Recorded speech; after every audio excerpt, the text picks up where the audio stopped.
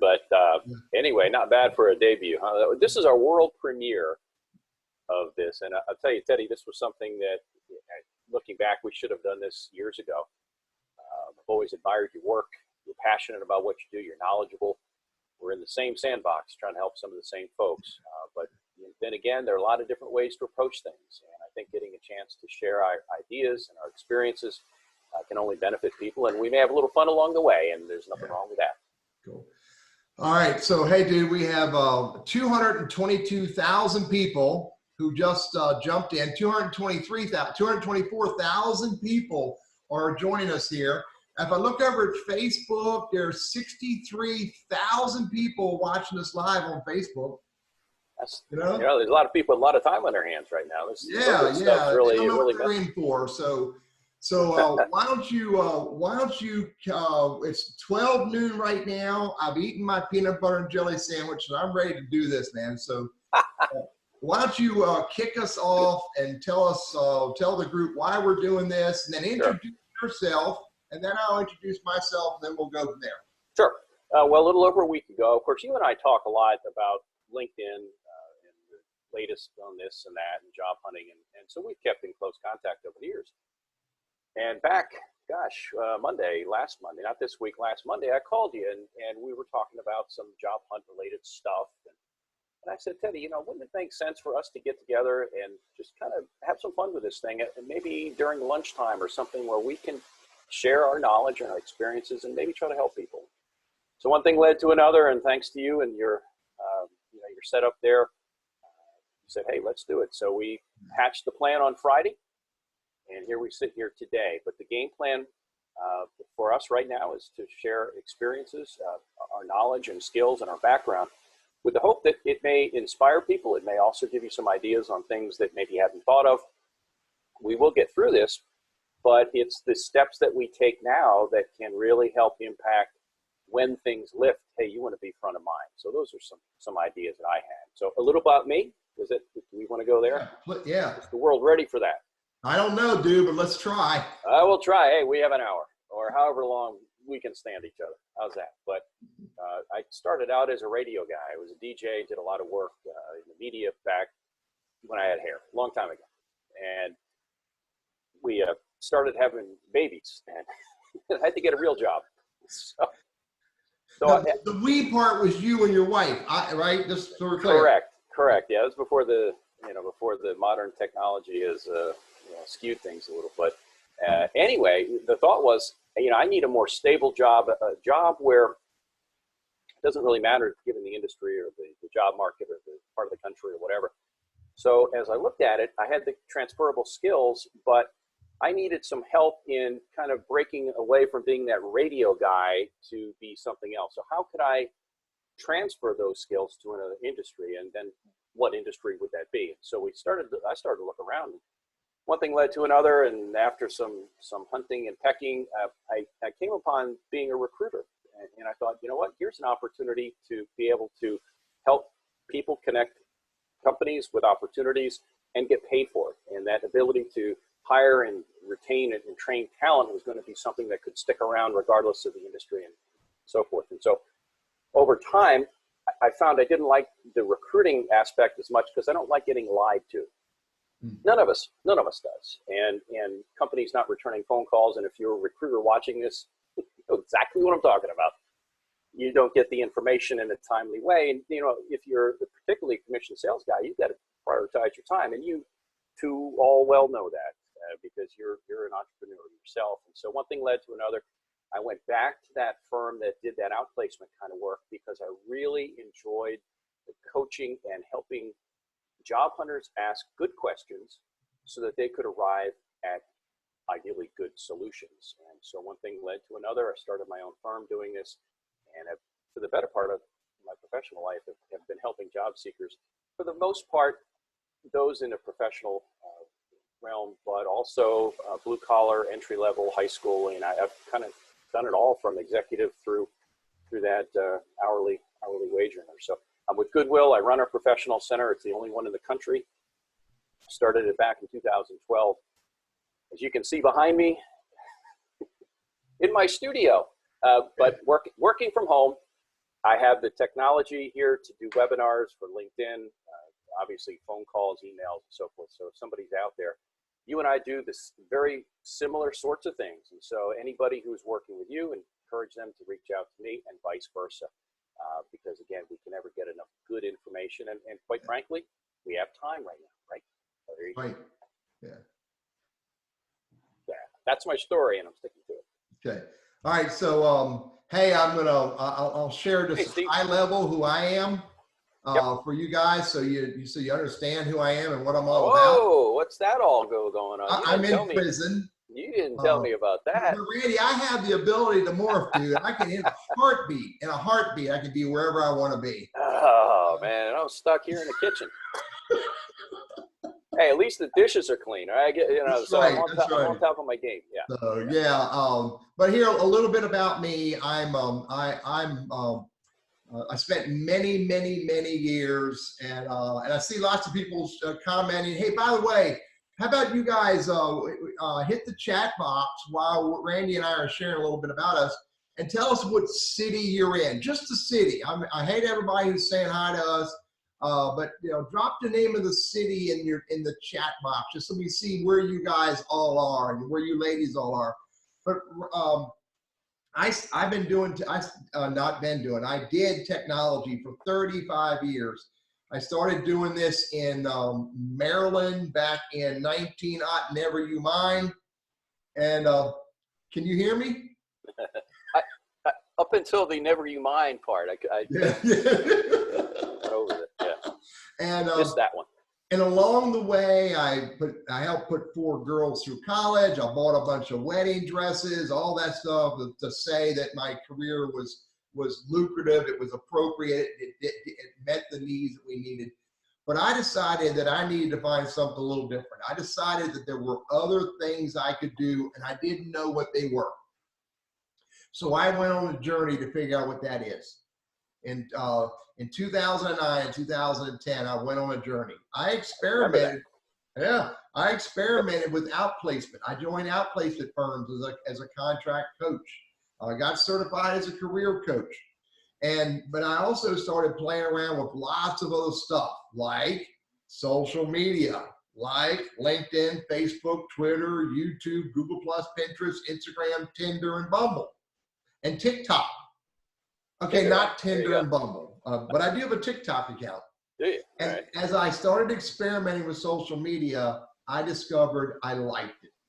And I liked it for different reasons than most people like it. And so in December 15th, 2010, I quit my sales job as an IT consultant.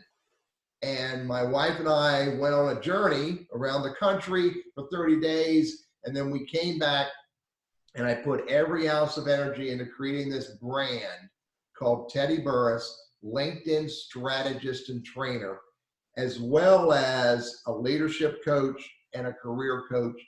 And I'm having the time of my life helping people. I remember when we had that conversation when you said, man, I don't know what the future holds, but I'm going to take off. I don't know where we're headed. And we're gone for a month. Yeah. And you guys headed out west. And I remember several conversations we had back. It's been 10 years ago. That was December 15th, 2010. A third of a life ago, or maybe more. Yeah. I don't know. So let me, Randy, let me couch this for everybody so they know what to expect. Yeah. Okay. Let's see, I have one question or two questions. I have one question. So this is Randy Wooden and Teddy Burriss doing lunch every Wednesday. Our conversations hopefully are going to be meaningful, hopefully going to be useful to other people, because that's what our intent is. And it's really just going to be a very casual discussion. Mm-hmm. Every week we're going to pick 3 or 4 topic points and we'll talk about them. And as we share this conversation between Randy and I, by the way, this is not a webinar. This is a conversation, a virtual conversation, okay? But as we're sharing our conversation with you, we would love for you to use the Q&A box and ask us any question. Use the Q&A. You got to do that because it's just Randy and I. We don't have a team of people behind the camera helping us, okay? So we've got to be able to pay attention to what your questions are. So ask us any question and we will answer them as best we can where the questions are relevant to the talking points. All right. So Randy, go ahead, man. What do you think? What's the first talking point you think that would be useful for you and I to get into? Well, given this COVID stuff going around, a lot of people are furloughed. Their hours have been cut back. They've been out and out laid off. Companies have just shut down, what have you. So it's okay. I'm at home. I want to work. What do I do? What can I do with my own time to look for a job? What industries or job functions or hiring? What are some that are in demand? There's also the whole unemployment insurance, and I can't get through, and.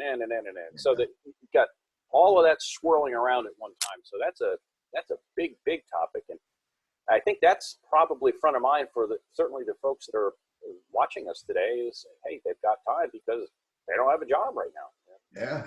Not a job to go to. So we're fortunate. I am again in the luxury of my man cave here, but I have the technology to perform the work. So.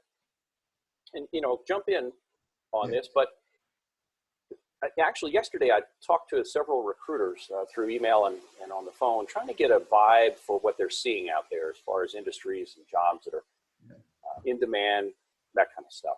Yeah. Well, let's talk about the first point. Let's take that first point.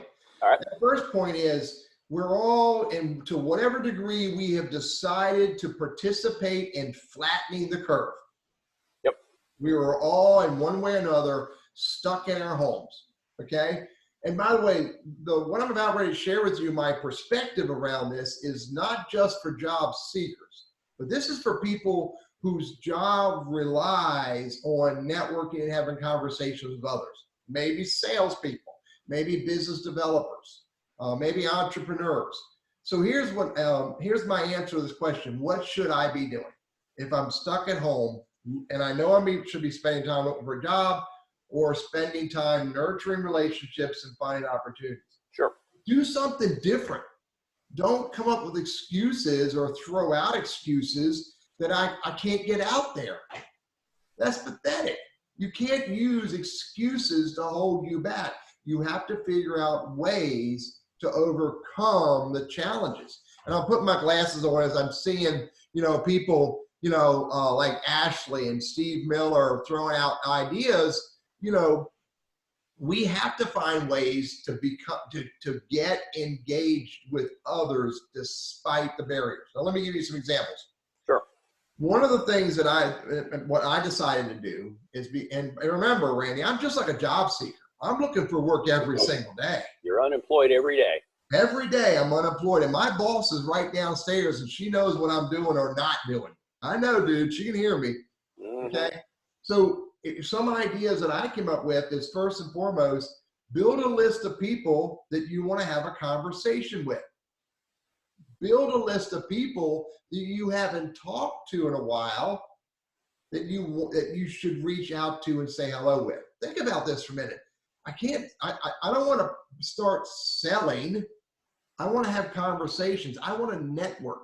I want to hear what people have going on. I want to know what they're dealing with so it's called develop and nurture the relationship. So for the last 2 or 3 weeks, and by the way, I've been home. Tomorrow will be 1 week that I've been working from home. 1 month that I've been working from home. Okay. So I very purposely for the last 3 weeks have been building a list of people that I haven't talked to in a while and saying hello to them.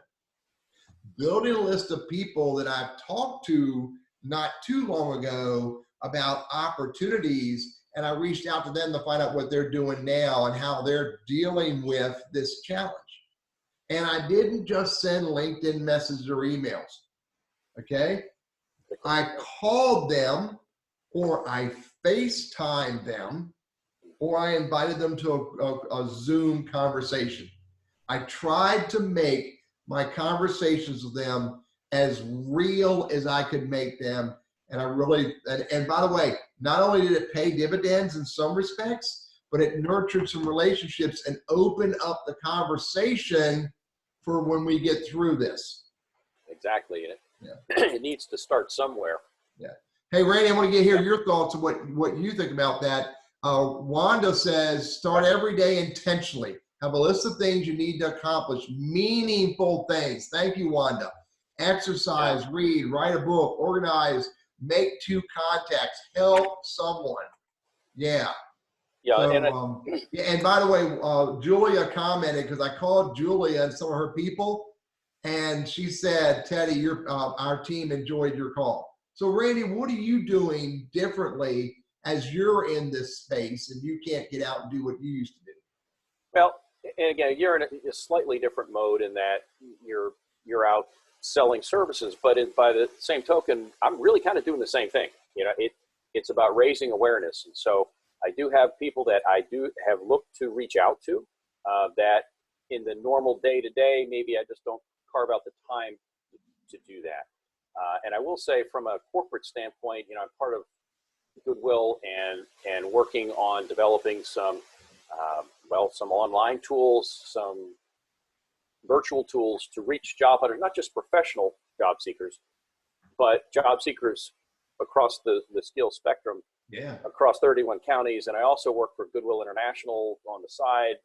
And so we're strategizing on how to reach people that perhaps aren't able to come into a store because they're closed and they may not have computer technology. So I'm working on some side projects as well, and that's really taking up a good bit of time. But you're right, this whole losing touch, and I think that the feeling of aimlessness, we don't have a job to go to. We don't have a schedule where we have this or we have that and we have that. We don't have that now. Yeah. And we're sitting at home going, okay, well, what do I do? And so was it Ashley or the lady's point, you want to have some kind of structure. And so I know I'm old school, but this exists and doesn't leave very far from where I sit here. So having that plan, I think, is going to be important. But then holding yourself accountable is a big deal too. A lot of guys, it looks good. I wrote it down, so it's real because I wrote it down. But and you've heard this before, but if you don't actually do it, it just gets carried over to the next day. The next day, next thing you know, you've got a list that's a mile long, and it's sort of like trying to lose 50 pounds overnight. It ain't happening. And so at some point, you got to sit back. Yeah. You got to sit back and take one step at a time. And an old boss of mine told me this one time, talking about, and he was in sales, and was it better to try to go to shoot the elephant to get the big kill and the big contract, or take what I'll call the low-hanging fruit and the smaller ones? And he said, while the big ones are great, he said, I don't want to rest my eggs in that basket. He said, I like hitting singles in baseball because I feel like I'm making progress. And I think that's a big component of this thing, not just structurally for your job hunt, but mentally, to feel like, hey, you know what, I'm getting stuff done. I had conversations with 4, 5, 6 people today. Yeah, I applied online and I realized they may not hire as quickly, and maybe the way we interview is by phone, Skype, what have you, but at least, you know what, I'm making progress. I'm doing what I can that's within my control, and I'm trying to keep my attitude in check and see that I'm making progress. And I think mentally and emotionally, it's going to be a big plus for you if you can maintain that. Yeah, I'm with you. Randy, I chase one big elephant at a time. Yeah. One big elephant at a time. But I'm working on little small goals along the way, small opportunities along the way. And I stay focused on my big elephant when it's time to focus on that. Focus on the little steps, the little successes along the way. By the way, success along the way towards that 50 pounds, I took all the crap off the treadmill. That's a stepping stone goal, dude. I saw it on, I think, Facebook. You said you actually stepped on the treadmill, but it was only twice now. Because it was in your way and you had to step on it to get by it. But I stepped on it, Randy. But you stepped on it. So let's see. Tom says people working from home may have more flex time and able to talk when they didn't. And I get that. People are more flexible working from home. And they have the same challenges we have. They want to talk to other humans. And Barbie says, avoid perfection, intentionally doing my best and accepting the outcome. Asking myself, did I learn and how can I do it better? Great comment, Barbie. Thank you. Yep. Tom, I was going to talk about SMART goals. Now, SMART goals for me are stepping stone goals: specific, measurable, attainable, realistic, and time bound. They're not huge. They're not overwhelming. They're little steps focused on the ultimate BHAG. And if anybody knows what a BHAG is, type that in the chat box and tell us what a BHAG is, and I'll tell everybody else later. What do they win? Focus on a BHAG. What's the prize if they get it? Is there? Oh man, we celebrate whoever types in the answer to BHAG first. And by the way, okay, Ashley got it. Yep, and I've heard you say that before. Yeah, well, others have used another term, but here's what a BHAG is in 2020. Big, hairy, audacious goal. There is a definition that doesn't use the word audacious. It uses another word. I don't use that. Big, hairy, audacious goal. So and it has something to do with something different than your head. So anyway, you know, Randy, what we need to be doing, I'll finalize this segment. What we need to be doing working from home during these troublesome, difficult, you know, challenging times is the things that we can do to move us forward. Yeah, control what you can, and it's a wise thought there. Yeah. There's so much that we could do, and again, everybody's going to be slightly different in what they're comfortable with. But one of the things is, if you only do what you're comfortable with and you don't expand beyond that, you know, somebody else is. And my concern, if you're at home and you're saying, well, you know, I'm just going to ride this thing out, it's just like during the holidays.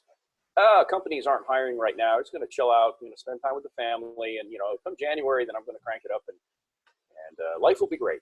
And it may end up being that way, but just think if you had taken the time and the initiative to set things in place so that as the dam breaks and companies go back to what I'll call normal, you're positioned well. I mean, here's some comments and a question. I pulled the question out. John said, you know, for some of us that are starting our career search, before we're accustomed from this working at home thing, he says, my challenge is finding people at the companies that have time to talk with candidates.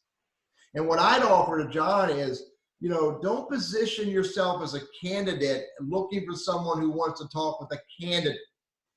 Position yourself as someone who's interested and curious in the industry, in the organization, in particular roles. Someone who's curious, you want to have an open conversation with people.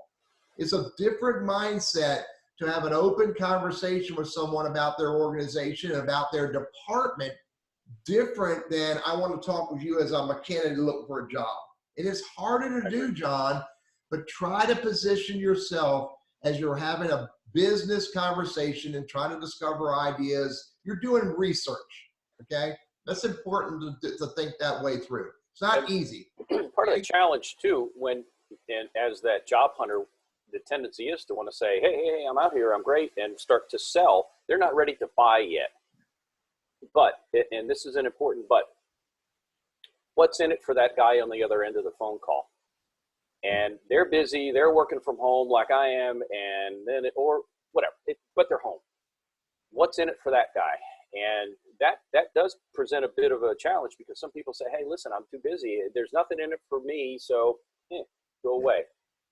That's where I think having a mutual contact that can introduce you, and that's where LinkedIn comes into play. And I know we're going to talk LinkedIn, maybe not today, but we'll talk that next week, and utilize that LinkedIn network to get access and a warm introduction to some people. And you'd be surprised in a positive way how open people are to talking, because you know what? 45, 50 years ago, people stayed at a company forever. Mm-hmm. And they didn't move around. But now you're seeing a churn in the marketplace like we've never seen before. And so sooner or later, your number is going to come up, and you're going to be the guy in that job hunt. So I think now there's more of a, hey, we're all in this together kind of mentality, especially those who choose to participate in social media. It is social, after all. And so I think once you mentally get past this sales, I got to sell myself, they're not buying right now. Yeah. If they were, they would have called you, theoretically, right? Yeah. So go ahead. Hey, you want to pick their brain a little bit. Hey, you know, if you're in my shoes, what are some ideas? Tell me more about what you guys do there. Yeah. And it may sound like it's just, you know, small talk and this and that, but you know what? What you're trying to do is to create an initial first good impression, and you don't know where it's going to lead. And in some cases, it may lead to nowhere. But you know what? You've established rapport with somebody, and you never know who that person may be able to steer you to. But if you come in, do you have any openings? If not, okay, see you later. Keep me in mind. Yeah. It's dead. You lose. You lose. Yeah, absolutely. And you burn through enough of that, and the next thing you know, you don't know anybody to talk to. And then you get frustrated. You get frustrated because nobody wants to buy your widget. Yeah, it's like if I hit you up, hey, Teddy, how about, can you loan $10? How about 20? Well, you may do it one time, but that second and third time, you're going to turn the other way and not take my call or just walk the other way. By the way, you still owe me 10, just an FYI. Hey, Gary Fisher, or Gary offers, it's a great time to invest in education. Go learn, spend time on, wherever you can, learning, podcasts, YouTube videos, wherever you can, find ways to learn. Wanda says, read Chris Voss's, V-O-S-S, Chris Voss. Read his book, Never Split the Difference, to teach you to negotiate as if your life depends on it. And that book is in my reading list. I want to get to it. Tom says, position the conversation, instead of asking for a job or walking into a conversation like a candidate, position it as an inquiry. You're trying to seek advice, information, maybe get referrals. And he says a great book is the 20-minute networking meeting. I'll put these in the show notes, okay? Sure. Kurt says job seekers book Mindset, the new psychology of success. Carol Dweck, D-W-E-C-K. I'll add it to the show notes. And Steve says, don't respond blindly to a job opening. Send a resume only and send a resume only when requested from a person. And that kind of fits this model of get into a conversation first. Yeah, if you can get into a conversation first, you're going to be far more successful. My last point about this, is this. Here's the journey. Here I am today unemployed, and here I am tomorrow with ka-ching, direct deposit. Everybody starts here. Resume, apply, hope and pray for interview. Everybody starts here. Resume, apply, hope for an interview, hope for a screen. And you know what? You're missing so much of it. You're missing this whole other piece, which one day I'll figure out how to graphically put this down. This whole other piece is research, networking, open conversations, ideation, collaboration, business discussions. Do all this up front, and you do less of this, and you get to where you really want to be. And everybody is focused on this little component. And so how are you differentiating yourself? And that's one of the things we're going to talk about here in a little bit, about what employers actually look for. But if you've done that, to your point, that larger, the ideation, a lot of the research, conversation, building value, then when it comes to showtime, now you start at a higher level than somebody who has never done this and established any kind of credibility or what have you. So, yeah. And Randy knows this, and a few of the people that are on here who know me know this. I have never applied for a job. I have never gotten a job with a resume. I've never used a resume to get a job, and I've never had an interview. And I've had 6 or 7 major career shifts in my life. The reason being, I do all this other work, this research, conversations, ideas, networking, and business conversations, and I didn't need to do that. Don't misunderstand me, and Randy knows that I'm a realist to know that there are many of you who are going to have to use a resume, apply, and get an interview. I get that. But it is so much richer. This little step, these steps are so much more rewarding when you do all this other work. And you have the time to do it. Yep, exactly. And you are in a position time-wise to be able to control your day, whereas you're not sitting, an hourly employee sitting there 8 to 10 hours a day. You go home, you're tired. Okay, what do I do? Well, I think I'll spend an hour applying for jobs. So encouragement, things like taking time during lunchtime to go have a conversation with somebody, joining organizations where you get out to go to a meeting, and just anything that kind of breaks that cycle of I report for a job, I sit here, and I'm kind of locked in there. You've got some latitude. A lot of folks don't. But here's the thing, and I try to tell a lot of our clients this is, okay, fine. I don't care where you learn about the job. It could be Indeed, LinkedIn, Monster, my buddy down the street or whatever. But go to LinkedIn, see who you know that knows somebody there, and not just, oh, could you put in a good word, which is important, but also try to get some intel on the company and the company culture and some of the things that would be helpful for you to know if that's not just a job you can do, but a job you want to do for a company you'd like to do it for. Yeah. And that might be a conversation for another session, Randy. Yeah. Instead of taking a job, look for the job. And maybe, you know, we all like to eat, and so maybe we do what we have to in the short term, but that doesn't mean we have to give up on, well, let's go back to that elephant conversation. You know, maybe that's the job I really want. I love what I do, and I'm good at it. I love it, and they still keep paying me, so I got them fooled so far. But point being, you want to find something where you ideally can make a decent living and enjoy what you do and feel like what you do adds value. And it may take a while to get to that point. And in the meantime, you do what you need to provide for you and your loved ones. Alan Unger says, remember, 75 to 80% of the jobs are not on job boards. Yep. You're going to discover those jobs through a conversation. Good point. Thanks for reminding me about that, Alan. Julia says, if you're responding to a LinkedIn job posting and planning to apply, consider sending a short email introducing yourself to the contact. Well, not everybody can send emails, but Julia's right. If you're going to apply for a job opening on LinkedIn, figure out a way to get into a conversation with somebody there, maybe through InMail if the recruiter has InMail turned on or open to InMails. But somehow or another, you want to have a conversation with someone there before you hit that apply button.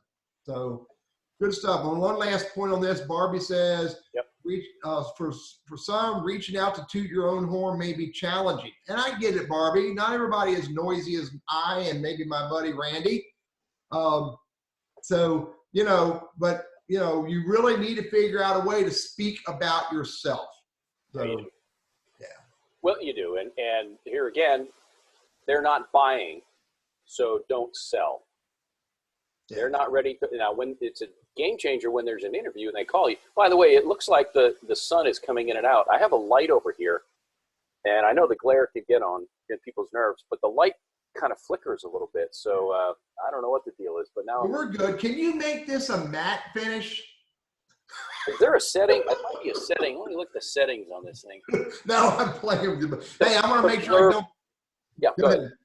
Well, I was going to say. I want to make sure I don't miss these 2 points. Barbie says, let's talk about, and I'm using the words of, extrovert and introverts in job search. We need to put that on a list for conversations in the future. Thank you, Barbie. Wanda says, treat getting a job as if job searching is your job. It is. Dress for the day. Look, I put on good clothes. And look, I even have good pants on, decent pants. I don't have any socks on. Randy, are you wearing socks? I don't want to show what's below my waist, but it looks like we're on the same bowling team because look at the shirt. Yeah, a little bit. And you should have told me, dude. Yeah, I got my Goodwill shirt on right here. So yeah. All right, let's go to talking point number 2, buddy. Set that up for us. Well, you were looking at, okay, so fine, I'm at home now. What can I do to look for work? But where are the jobs and how do I find them? So I did make a few phone calls yesterday. I sent some emails and this really didn't provide anything earth-shattering, but it's logically what you would think. First off, the quickest way to a job, if you need a job tomorrow, is through local staffing firms because they're free to you. That's a good thing, but they have their ear to the ground. They're knocking on doors figuratively, but they have the relationship with the employer. And the employer may have a need for certain types of skills. Staffing firm takes a look at who they have in their system. You get a phone call, boom. And so that's the quickest way. And again, it's free to you. So it's a foot in the door. It may never lead to a permanent position, but for now, again, we like to eat. And that may be your shortest path to a job. Again, we talked the whole networking piece, and so that's the side. But when you begin to look at what are the types of positions that are out there, and you would think logically things like delivery and logistics and working in supermarkets, grocery stores, that kind of thing. Think of yourself. What is it that when you're in lockdown, Teddy, right now, when you're in lockdown, what is it that you need to be able to maintain your lockdownness. You need food. You need delivery stuff, whether it's the mail, whether it's, people picking up your trash, that kind of a thing. You need healthcare, utilities, that kind of stuff. Those are the necessities. Customer service. Absolutely. Yep. Because you're on the phone, you got nothing else to do. Hey, my bill's too high. What are you going to do about it? Yeah. Look at the organizations who are ramping up their services. I mean, LinkedIn is ramping up. My LinkedIn profile views went up by almost 20%. That means there's more activity on LinkedIn. How about Zoom? Zoom they're growing their business. Maybe they need more technical support people. Online education, Skillshare, Udemy, Illumio, Teachable, TabletWise. All of these organizations are having more business. Thus, they'll need more service and more support, i.e. resources. And these are only examples, Randy. There's lots of them that you and I probably won't come out of our head in a 2-hour conversation. I had a conversation the other day with a local staffing firm, and they have umpteen openings for forklift operators. So again, moving stuff from point A to point B within a facility. That stuff still is going on. But here is one small thing, I guess, that I heard yesterday, and I shared it with you, I think, on the phone yesterday, and it deals with logistics. When you think about it, the big logistics firms, they rely on shipping, obviously, product from point A to point B. Well, if that product isn't being made in a timely way because they can't get the parts because their suppliers have shut down or scaled back their operations, then there's not as much stuff to ship across country. And so oddly enough, in some cases, logistics companies are cutting back. Now on the local level, delivering it from the warehouse to here or to the local retailer, that's maybe a bit different animal. And so they need those folks. But the bigger logistics companies, in some cases, some pockets of them, they're having some trouble. And that was a little bit of a twist. I hadn't really expected to hear that. I don't know. What's your take on that? Well, so again, you and I and everybody else, we only know what we know. We only know what we see or what we hear. And so if we only know what we see or what we hear, how do we get to know more? Get into more conversations. Talk to people. Pick a brand, TW Gardner, what's going on there. Talk to people at Salem Logistics, what's going on there. Talk with people who work for, brands that are relevant to you and or of interest to you, and find out what's going on. And there could be, example, security guards. Security guards are, what's the word? They are what's the word we use? Essential. Essential. Okay. And by the way, to some degree, so are landscaping, so is janitorial, so get into conversations and find out what's going on and what other people are seeing, and then make a decision. Maybe I should take a security job as a gap job. Gap meaning I'm going to take it for a short term, knowing that I'm going to be looking for the elephant, or knowing that or hoping that my previous employer will get ramped right back up and they'll want me and I'll want them. Exactly. And I'll tell you, and I have a number of clients that one comes to mind, but her position, they hired her with a certain start date, and now that's been pushed out several weeks due to COVID-19. Just had another person just yesterday, same thing. They got a job, but it doesn't start till June. And we're also seeing our clients getting interviews with the caveat that, okay, we want you in position so that when we lift this hiring freeze, we've got you ready to go. Now, there's no guarantee the candidate's still going to be available, but here again, so it's not as though companies have just totally shut down. In some cases they have. They put a hiring freeze on, but they can still, just like you as a job hunter, they can still kind of till the ground a bit to make sure they've got people in the hopper so that when the hiring official says, go, we need to hire guys, they've got people they've already spoken to and expressed mutual interest and can move forward with the process. Yeah. And Randy, another viewpoint too, and that is all of us have jobs. All of us who do have jobs, to some degree or another, we like our jobs. Maybe some of us, like you and me, absolutely have the best world going on for us because we're doing what we truly love to do. Yep. We're getting paid millions of dollars a year in our minds to do what we do in our minds, dude. Okay. I'm following you. Yeah. I got you. But I like where you're going. Yeah. You want me to talk to your boss's boss? The answer is no, Teddy. I'd rather you not. But there are many people who have jobs that aren't necessarily the right job for them. And if you just got furloughed, if you just got laid off, if you just got sent home and told to only work 2 days a week, here's a perfect time for you to be doing this research and these conversations, maybe to find an opportunity that you've never thought about.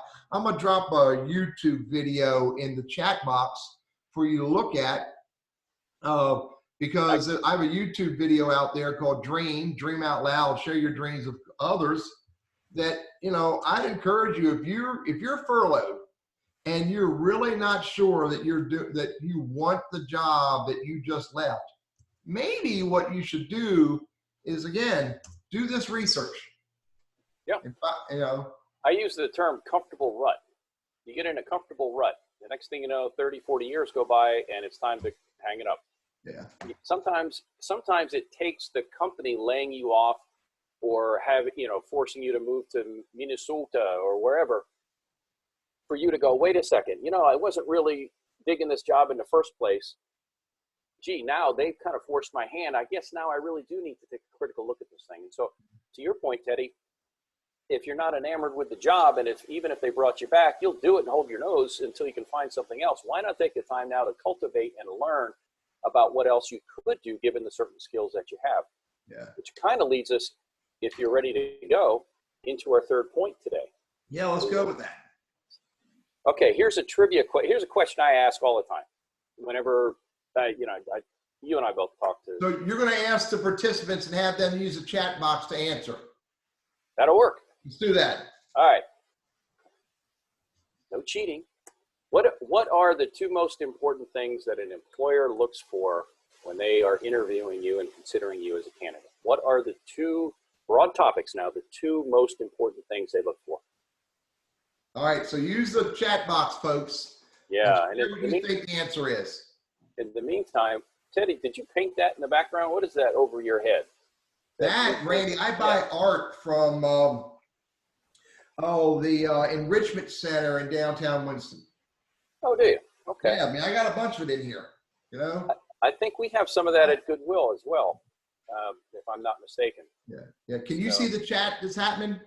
I can. Fit. Can you do the job? Will you do the job? Ding. Dependability and culture fit. Authentic. Yeah. All are good answers. All good answers. Fit, dependability. Yeah. All right. So here's the two things. Let's kind of break this down and put it into two boxes: hard skills and soft skills, or competency and culture fit. Mm-hmm. They need to know that you can do the job. So you have the hard skills to do the work, but they need to like you. They need to feel good about you. They need that culture fit. They want to know that you have the soft skills to fit in with their organization, the problem-solving skills, the teaming skills, critical thinking skills. Those are what I'll call soft skills. Obviously, integrity and things like that too. Enthusiasm, but yeah.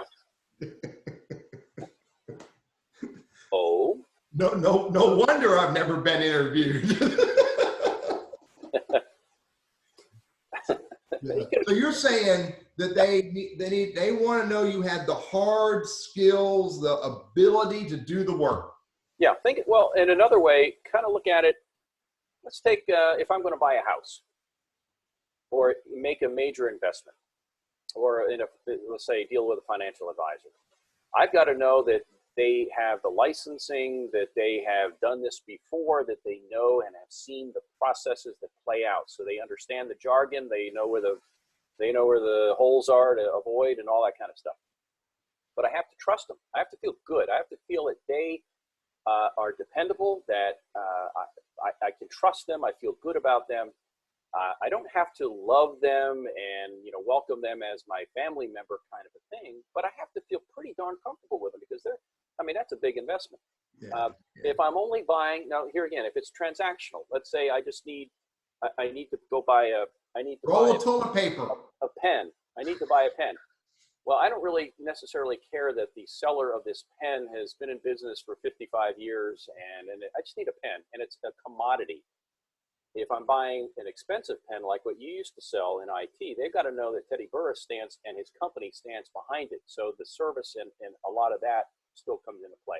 But I say all this to try to bring into focus what a lot of people fail to realize. Too many people, when I ask that question, they focus on the hard skills. Hire me because I can do the work. I've done the work. I have a degree. I've got 20 years experience, blah, blah, blah. Yeah. Well, you know what? The other 5 guys out in the lobby waiting to interview after you, they've all got the same stuff. Otherwise, they wouldn't be on my interview calendar. I refer to that, Randy, as I can swing this hammer. Yeah, right. So so can everybody else. Pretty much. Yeah, and I've got the thumb to prove it. But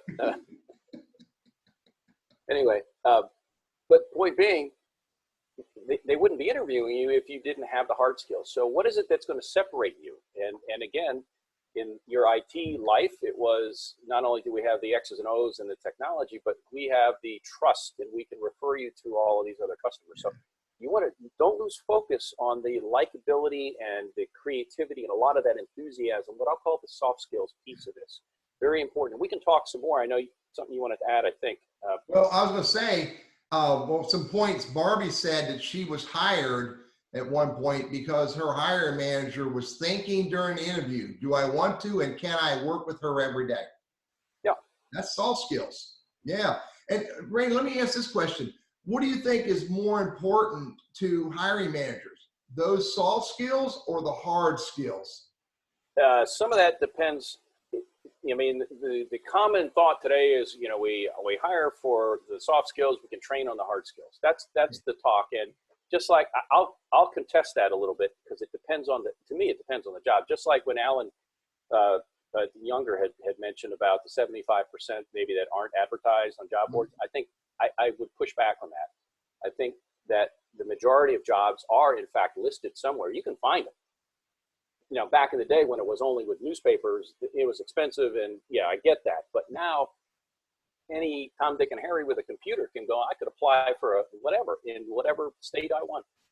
So I think it's still advertised, which really puts more emphasis now on the networking piece and building that trust and all the things you talked about, having those conversations so that when those openings are there, you're already somebody who's done that background work and they have that know, like, and trust component. Yeah. And just like doing business, I know you, I like you, and I trust you. And I've known you for years, I like you, and I trust you. And so, you know, you could tell me, go, you know, jump off that gate over there, and I'd probably do it because I trust you. I may only do it once, but I'll do it. Yeah. And it's because you build credibility, and that goes back to what you said in the first place. Have those conversations. Yeah. Absolutely. Credibility is important, and you can, you'll be more successful if you build that credibility before you get to the interview. Build it with people within the organization, around the organization, and around that hiring manager, and you'll be far more successful. Barbie says, think of it this way. Let's say, and I use this when I do some talks. I said, let's say I won the lottery, and now I'm sitting on $400 million. You and everybody watching this thing today wants to be my buddy because I have something you want. Yeah.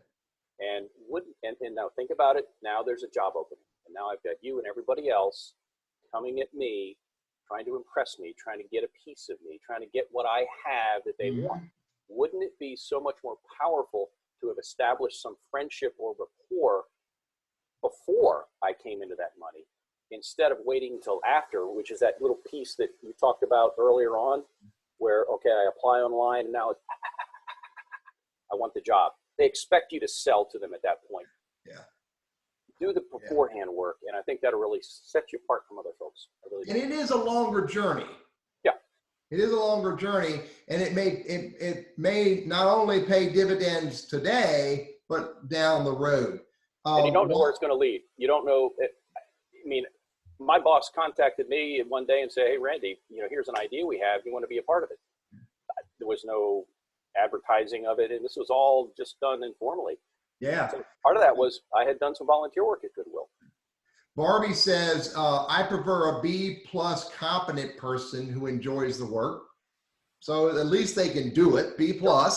Yep. And Wanda says, think in terms of the job is interviewing me. What does it want me to say? If I'm being interviewed, how do I need to present myself? And she speaks to this, know what the job is and speak to what you bring to the job. As an HR professional, I've often listened to candidates and wondered, do they even know what the job is? Do they even know the company? Yeah, I was going to push back earlier on this when it comes to what's more important, the hard skill or soft skill. Mm-hmm. If you look at the retail side where, it's the fast food, retail, customer service, that is what we would historically say is a lower skilled job. And in that case, the hiring official just wants you to be the soft skills. They want you to be dependable, do as I ask you to do, and don't steal from me, basically. Do those things, show up on time. I can teach you how to run this piece of equipment, or I can teach you certain things. But I can teach those skills. Yeah. But if you're looking at the kind of work that I do, for example, or the kind of work that my boss does, or our CEO, or an accountant, they better have those hard skills. I mean, you don't want to hire an accountant who doesn't know how to count to 10, right? Yeah, you can teach them to count to 10, but you don't. So then the hard skills, those are things that you have on paper that say, I've been there and I've done it. Yeah. And then why do we hire Teddy versus Johnny versus Billy for the accounting position? Well, part of that then becomes the soft skills and how they communicate and articulate how well they can do the work. It's one thing to have it on paper, but it's another thing to be able to articulate it. And I think that's where a lot of folks miss the boat. They're so focused on keywords and, accomplishments, but you got to be able to convey those things during the interview. Yeah. So absolutely.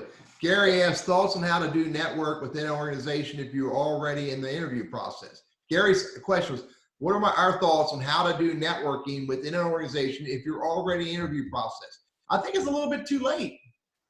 I'd wouldn't say don't do it. I'd say you have to work on it, but man, it would be way more rewarding if you started networking before that. What do you think, Randy? It would be. And of course, hindsight's 20/20. I mean, you apply, next thing you know, you get a phone call a day or two later that says, hey, we want to do a phone screening. So now you're in the process. And so sometimes, the door's open and you're already through the door. I would tend to agree with you. It's, I wouldn't, if I'm going to have those conversations to learn about corporate culture, I don't want to do it with the hiring official. I don't want to do it with the recruiter that's starting the process. But if I can find somebody else who I know that knows somebody there, and I can have that informal talk, but I think in full disclosure, I think you would need to convey that to the person who ultimately does talk to you to say, hey, I'm in the process. I've done a phone screen. Yeah. Hey, mutual friend Teddy thought perhaps I could pick your brain a little bit. But I think you have to fully disclose that. I think it's disingenuous to kind of play dumb and go, hey, I'm thinking about that. No, I'm with you. And back to Gary's question, yeah. I think you should continuously do research on that organization. So having these networking conversations is a form of doing that research, even if you are already in the hunt. Yeah. So, and certainly look at everybody's LinkedIn page, because that'll show them that you are taking a proactive interest in doing your homework. It also gives you some talking points too if you get face to face with this individual. Yeah. So definitely some pluses there. Yeah. Ashley says it depends on the job. You've got to be flexible in the interviewing. You got to be flexible. By golly, you got to be flexible. That's important because not everybody is the same. Not every hiring manager is the same. Some of them are looking for those hard skills, hard and fast, and some of them think those are important, and they think the soft skills are equally, if not more important. So absolutely, Ashley says be flexible. Culture fit is huge, and I see it at Goodwill, and we're fortunate with Susan and Shaquille that I work with. That we work hard, we get our work done. We're trustworthy, we get along, but that you make a bad hire, and that can have a ripple effect, not just from a morale standpoint, but also from a cost standpoint, and replacing that person. And so a lot of issues go into play here. And maybe this is a topic for another day, and that gets into assessments and all of the pre-screening that goes in, and you're saying, but I can do the job, I'm a great guy, and yet you fail the assessment, and you don't get a chance. And so that's a tough one. Maybe we talk that in another time. I know it might be a good talking point for the future. I've already written down 2 or 3 other talking points that we have. And by the way, somebody else, there was another comment. Steve reminds us that it's another human who is talking to us and will make the decision about hiring us, not the company. So that's why this bonding and rapport is uberly important. You know, make these connections, develop these relationships. Yeah. It'll pay dividends. It's a journey, not a race. So, what do you think, buddy? We got about 5 minutes left. I'd love for anybody on here. By the way, I had an anonymous question about good resources for finding the right health insurance. I don't know the answer. I don't know if Randy knows the answer. I don't either. I will tell you, and we touched on this briefly at the outset, the health insurance thing. You can contact me privately, and I may have some ideas for you. Of course, Goodwill shares our facility with the NC Works folks, and so that's been unemployment insurance, and trying to get through to Raleigh has been a pain in the neck for many folks. And so just know that they're devoting a lot of resources. These guys care, and they're working their tail off. I know these guys personally. So if you're having trouble, you can reach out to the local NC Works. They can help, not expedite, but they can at least take your information and then spoon feed that to Raleigh. Sometimes people can't get through on the phone. They can't, the website is clogged. So again, contact me privately. We can try to help you get to the right resources, because here again, this thing is just overwhelmed the state of North Carolina systems. Teddy, I wanted to make sure we gave some info on how people can reach us and that kind of stuff. So I want to make sure we do that. So if you're registered for this weekly conversation, not a webinar, but a weekly conversation, you're going to get an email from me and Randy, after every session. And I'm going to publish this on YouTube. It's going to be on Facebook under NC Wise Man. And Randy and I might share it in other places. So we're not hard to find. It's Randy Wooden, Wooden. He's on LinkedIn. He's at Goodwill, Northwest North Carolina. He hangs out there all the time. R. Wooden, first initial, last name, RWOODEN. On LinkedIn. On LinkedIn, it's Randy Wooden. And I'm with a D. You're not gonna have a hard time finding, R. Wooden, and TL Burriss. That's what I am on LinkedIn. And if you send either one of us an invite to connect, you have to tell us in the invite note where you met us. That's important. One last point. Thank you everybody who showed up for our inaugural event. And what I'd love to hear from you, and I think Randy would too, is what other topics do you want us to get into conversation about? What other questions, ideas do you want help with around career, around networking, around conversations, around what LinkedIn, social media, life, as long as it's relevant into a conversation that we can have publicly. We want to know what you want us to talk about, and we'll get involved in those conversations, because at the end of the day, our goal is not only to get together and have a little fun, but to help people. Randy, closing remarks? Well, again, same on my end. Teddy, you and I do very similar work. I know you hold a virtual weekly job club that meets. We don't at Goodwill's Professional Center, but we do individually work with folks. So there's that. I also do a couple of LinkedIn workshops every week. Again, all this kind of stuff, if you just wanted to email me, or more to the point, make sure you send a message or connect with me on LinkedIn and include a message in the invite mentioning today's conversation, and then I'll be sure to follow up with you with all the info. I still write for Goodwill International. We actually had a little powwow yesterday, and we were kind of revamping some of the things that we write about to make them more relevant in this kind of awkward time that we're in right now. I'll be on Fox 8 on Monday at 8:45 in the morning for a phone interview on some of the same stuff we talked about today. So that'll be kind of cool. But just know we're here. I'm accessible. I'm not going anywhere. And Teddy, you're in the lap of luxury over there with Picasso behind you. And so we're accessible. Reach out to us. Don't be a stranger. We're here to help. He and I don't compete. So many of the folks that deal with you, Teddy, I would encourage them to reach out to me.